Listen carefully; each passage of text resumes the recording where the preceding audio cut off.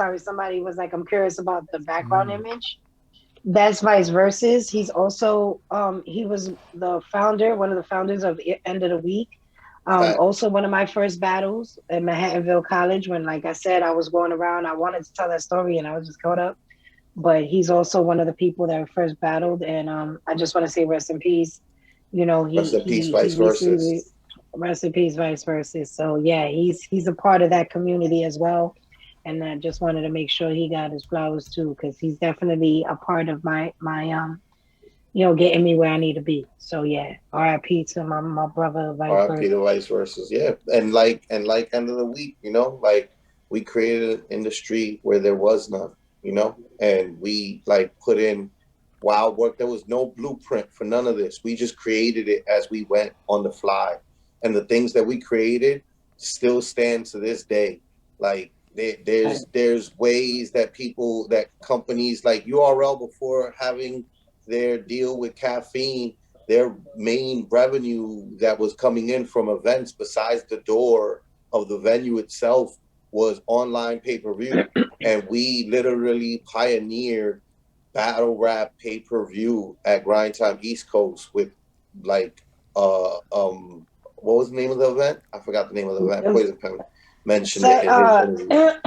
it was Follow the with leader. Follow the Ironic Leader. name, perfect name. Follow the motherfucking leader.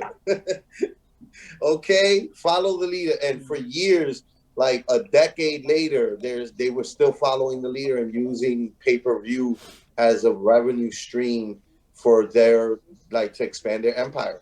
And those are things that Right. like we invented. We invented the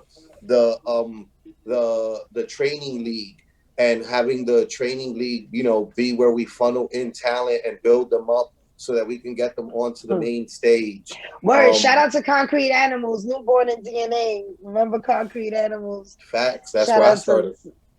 Word Facts. up, shout out to Yeah, no, Concrete Animals. yeah.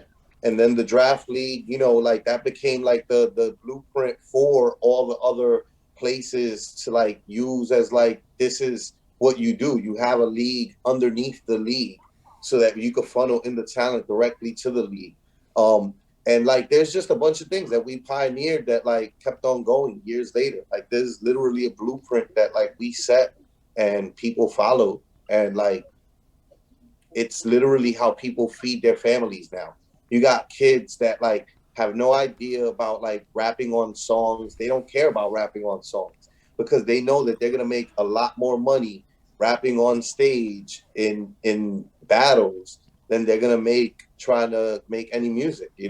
And they're like Right. feeding And their it's even to the families point where and like we see that in Montreal now, right? Like there's the DMS Battle League, and they have a bunch of people. Now, granted, one of their prerequisites is you have to have a song out, but still, like the people who are there, like I'm in their little private battle group. Like these guys actually get paid to go perform, and I can tell you that 95% of the English musical artists in Montreal do not get paid to perform that make just music. It's really only the battlers that can make any kind of money right now in the English scene, if I'm being Hmm. completely real with you. I'm talking like, granted, a lot of it might be you gamble on the battle a little bit, but there's still even that opportunity to gamble on it. What are you going to do at a concert? Do your fucking set, maybe sell some merch if you're lucky? Like these battle rappers have so much going on with it that there's actual rev sources that get attached to it beyond that, and so like these guys do kind of make more money at like that level because they kind of have the skill, so they then practice further and they take it a little more seriously. If I'm being honest, because I'm watching them now, the league, whatever, as they try to structure it and get their Patreon on and do their things and adapt to COVID, but they were like legit. They were throwing like real events at proper venues, taking it mad serious, English, French, doing the things, and it was like it's really cool. I watched their shit.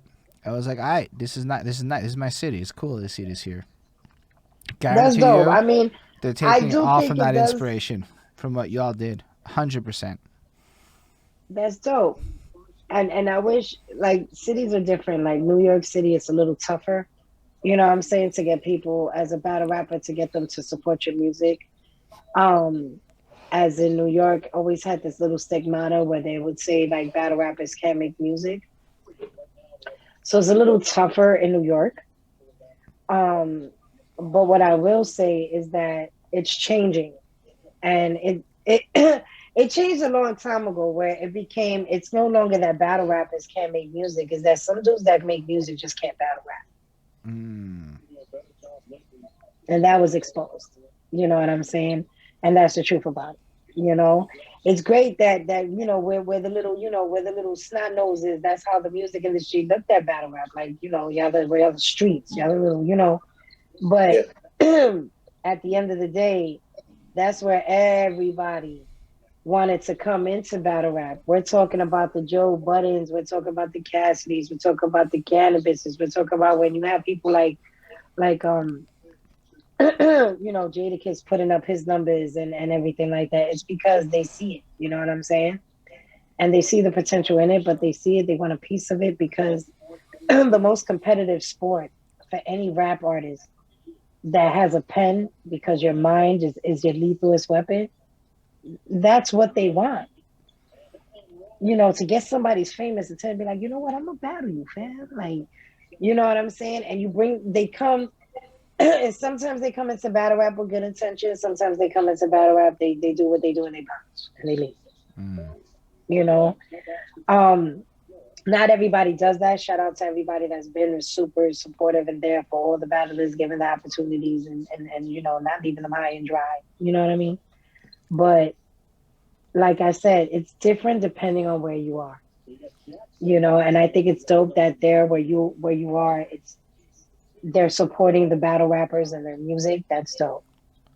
Yeah, I mean, Yeah, That's nah, very let's dope. say like it's still in progress. It's in its whatever, but there is support for it, and it is a thing that's happening. And like I'm seeing, it's still Dope. like super underground, but like that's kind of part of it, right? Like it's in that Right. phase.